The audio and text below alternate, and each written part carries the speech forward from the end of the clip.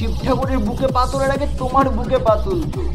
একটা সময় ছিল ভাই যখন দুর্গা পুজো আসলে দুর্গা মায়ের পুজো করা হতো, কালী পুজো আসলে কালী মায়ের পুজো করা হতো। এখন যুগ গেছে পাল্টে, এসছে নতুন দিন। ভাবিনি এতটা ভণ্ডামি বেড়ে যাবে ভাই দিনকে দিন।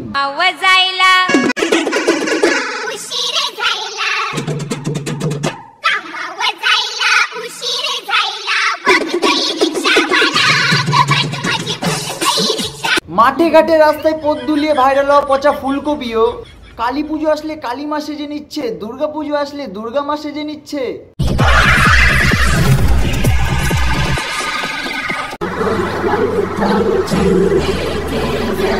এদিকে আমাদের এই টিয়া দিদিও কিছুতে কম যায় না ভাই। ইও মানা দুর্গা পুজো আসলে দুর্গা মা সেজে নিচ্ছে, কালী পুজো আসলে কালী মা সেজে নিচ্ছে। तो साला बहुत नीच आदमी रे। বলছি দিদি, ভণ্ডামির একটা লিমিট থাকে তো, তোমরা সব পার করে ফেলেছো। বিশ্বাস করো, দুর্গা মা যদি জানতো না তাকে তোমরা কন্টেনে নামিয়ে দেবে। ওই ত্রিশূল দিয়ে আগে তোমাদের বধ করতো, তারপর অসুরকে। তো ভাই এই দুজনকে আজকে কাশ্মীর লঙ্কার গুঁড়ো ঢেলে শিলনোড়ায় ফেলে চরম বাটন দেওয়া হবে, চরম। তো তোমরা তাড়াতাড়ি চ্যানেলটা সাবস্ক্রাইব করে দাও ভাই, আর আমি ভিডিওটা শুরু করি। সাবস্ক্রাইব করে দিও। তো ফাইনালি গাইস টিয়া দিদি তার আসল রূপে ফিরে এসেছে। তো সেই আনন্দে একটা হাততালি তো দেওয়াই যায়।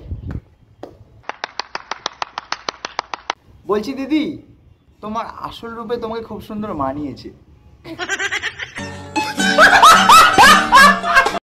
कैसे कैसे लोग रहते हैं यार यहाँ पर। साला तुमको पागल कुत्ते का गाड़ी उठा के ले जाएगा बता रहे हैं हम। কি রে ভাই, নিজেই নিজের মাথায় সিঁদুর ঢালছে, নিজেই নিজের মাথায় হলুদ ঢালছে। বলছি পেছন নাচানো দিদি, ও সরি দুষ্ট দিদি। ঠাকুর দেবতাকে নিয়ে তোমরা তো ইয়ার্কি পেয়েছো দেখছি। পাশে যদি কোথাও ইট বালি সিমেন্ট মাখা থাকে ওটাও মাথায় ঢেলে নাও, তার কারণ তোমার বুদ্ধিটা খুবই নরম, একটু তো শক্ত হবে। এদিকে টিয়া দিদিও সেম ভাই।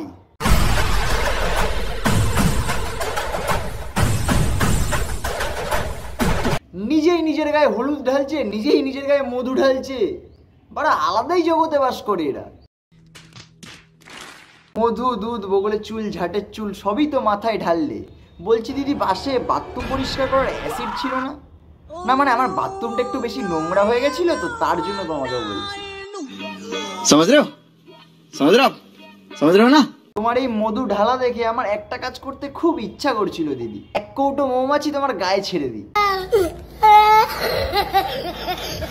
ঠাকুরকে নিয়ে এইভাবে ছাপড়িগিরি করা সব বেরিয়ে যাবে। পার্সোনালি এই দুজনের জন্য না একটা অলক্ষী পুজো রাখা উচিত ছিল ভাই।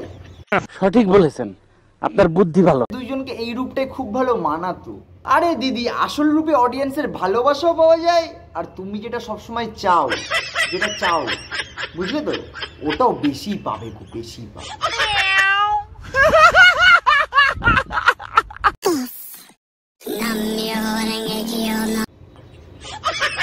হায় রে ভগবান, হসপিটাল থেকে বেরিয়ে রিলস বানাতে চলে এসেছে। ডাক্তারটা ভালো ছিল ভাই, টিয়া দিদির যে মাথার সমস্যা আছে ওটা ধরতে পেরেছে।